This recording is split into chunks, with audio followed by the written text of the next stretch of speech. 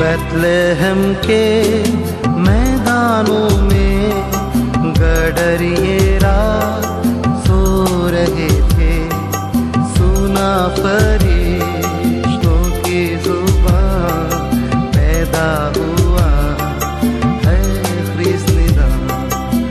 या मसीह दुनिया में तू पापियों को बचाने को।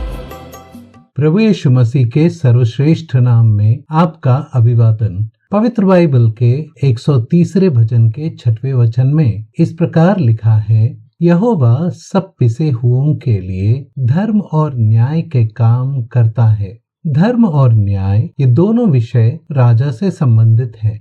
जो राजा धर्म और न्याय के साथ राज्य करता है वह बड़ा ही यशस्वी और लोकप्रिय होता है। अच्छा चाल चलन, विवेक और सच्चाई के साथ व्यवहार करना ही धर्म है। फिर नैतिकता के साथ, विवेकपूर्ण और निष्पक्षता के साथ नियम और व्यवस्था के अनुसार उचित निर्णय देना ही न्याय है। प्रभु यीशु मसीह जब लोगों को सिखा रहे थे तब शास्त्री और फरीसी व्यभिचार में पकड़ी गई एक स्त्री को उसके पास ले आए। इस्राएल को परमेश्वर के द्वारा दिए गए व्यवस्था के अनुसार ऐसी स्त्री को पथराव से मार डालने की आज्ञा थी। उन्होंने यीशु को परखने के लिए उससे कहा, तू इस स्त्री के विषय में क्या कहता है? परंतु प्रभु यीशु मसीह झुककर उंगली से भूमि पर लिखने लगा, और जब वे उससे पूछते ही रहे तो उसने सीधा होकर उनसे कहा, तुम में जो निष्पाप हो वही पहले उसको पत्थर मारे। फिर झुककर भूमि पर उंगली से लिखने लगा। प्रभु यीशु मसीह के शब्दों को सुनकर एक एक कर सब वहां से निकल गए। अर्थात जैसा लिखा है, कोई धर्मी नहीं, एक भी नहीं। वैसे देखा जाए तो उस स्त्री पर पथराव मारने का अधिकार तो केवल प्रभु यीशु मसीह का ही है, क्योंकि वह पवित्र, निर्दोष और निष्कलंक है।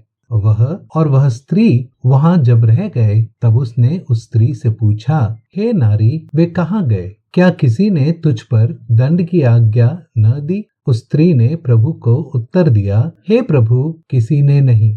इस पर यीशु ने कहा, मैं भी तुझ पर दंड की आज्ञा नहीं देता, जा और फिर पाप न करना। प्रभु का न्याय अद्भुत है। जो उसे दोषी ठहराना चाहते थे उन्हीं को उसने निरुत्तर कर दिया। यह सत्य है। फिर परमेश्वर की आज्ञा का क्या? संपूर्ण मनुष्य जाति के पापों के लिए प्रायश्चित करने के लिए उसने स्वयं को क्रूस पर अर्पित किया और पाप के लिए मरकर परमेश्वर की आज्ञा को पूरा किया।